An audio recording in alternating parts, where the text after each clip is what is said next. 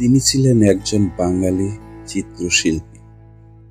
তিনি বাংলার বিখ্যাত লোকচিত্র, কালীঘাট পটচিত্র শিল্পকে বিশ্বনন্দিত করে তোলেন। তিনি নিজে পটুয়া না হলেও নিজেকে পটুয়া হিসাবে পরিচয় দিতে তিনি পছন্দ করতেন। তিনি যামিনী রায়, বাংলার তথা ভারতের বিখ্যাত চিত্রশিল্পী যামিনী রায়। 1887 সালের 11 এপ্রিল পশ্চিমবঙ্গের বাঁকুড়া জেলার বেলিয়াতোড় গ্রামে এক মধ্যবিত্ত পরিবারে জন্মগ্রহণ করেন তিনি। তার পিতার নাম রামরতন রায়, মাতার নাম নগেন্দ্রবালা দেবী। বেলিয়াতোড় গ্রামে কয়েক ঘর কুমারের বাস ছিল। শিল্পী মনা যামিনী রায় কুমারদের প্রভাবে প্রভাবিত ছিলেন।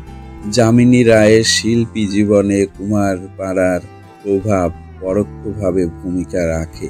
কলকাতার আর্ট স্কুলে 1903 খ্রিস্টাব্দে ভর্তি হন।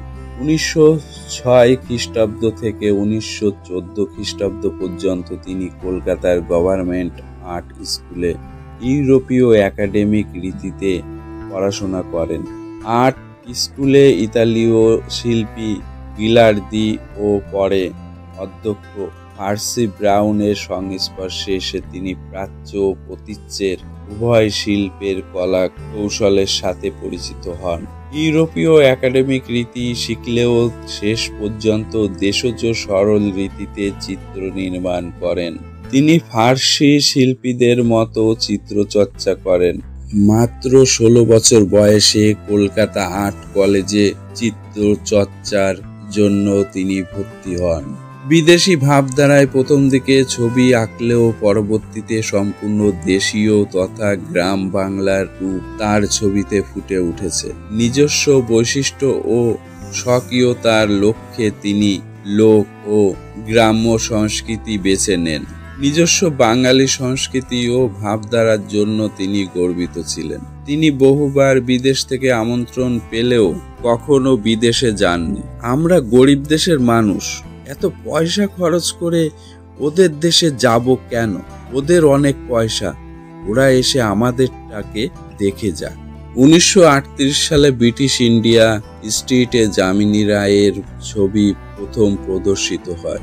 এ সময় পরিচয় নামক কলকাতার এক ত্রৈমাসিক সাহিত্যিক পত্রিকায় তার শিল্পকীর্তির আলোচনা হওয়ার ফলে তার ছবি পরিচয় লাভ করে। এরপর দ্বিতীয় বিশ্বযুদ্ধের সময় ভারতে আগত মার্কিন সৈনিক ও অফিসারবৃন্দ যামিনী রায়ের নয়নাভিরাম চিত্র দেখে তার অধিক মূল্যে ক্রয় করার ফলে তার ছবির জনপ্রিয়তা বৃদ্ধি পায়। গ্রাম বাংলার পটুয়াদের শিল্পকর্মের মতো ধনী নির্ধন সবার কাছে যাতে তার চিত্র সহজলভ্য হয়, সেজন্য যামিনী রায় অসংখ্য চিত্র নির্মাণ করেন। তিনি তার চিত্রে দেশজ উপাদান যেমন ভূষকালি, খড়িমাটি, বিভিন্ন লতাপাতার রস থেকে আহরিত রং ব্যবহার করেন। পটচিত্রের আদলে নির্মিত প্রাণ প্রাচুর্যে ভরপুর যামিনী রায়ের চিত্র আজও শিল্পমোদী, এমনকি চিত্র বিমুখ সাধারণ মানুষের দৃষ্টি আকর্ষণ করে। তিনি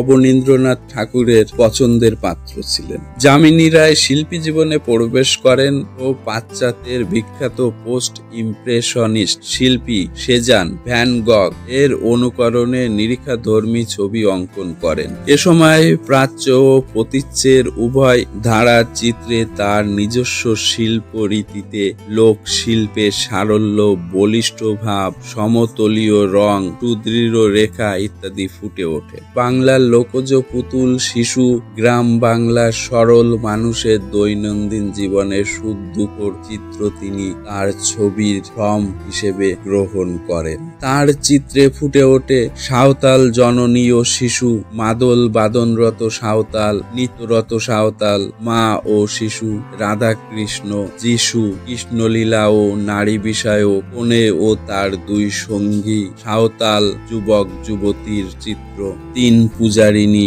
যশোদা ও কৃষ্ণ, কৃষ্ণ ও বলরাম, পূজারিণী, নিত্যরতা গোপী, কৃষ্ণ যশোদা, 1954 সালে ভারতের তৃতীয় সর্বোচ্চ সম্মান পদ্মভূষণ পদকে ভূষিত হন। ললিত কলা একাডেমি পুরস্কার 1955 সালে যামিনী রায় সর্বপ্রথম এই পুরস্কারটি পান। এটি চারুশিল্পের সর্বশ্রেষ্ঠ সম্মান। তিনি 1956 সালে ডক্টর অফ লেটার্স উপাধিতে ভূষিত হন।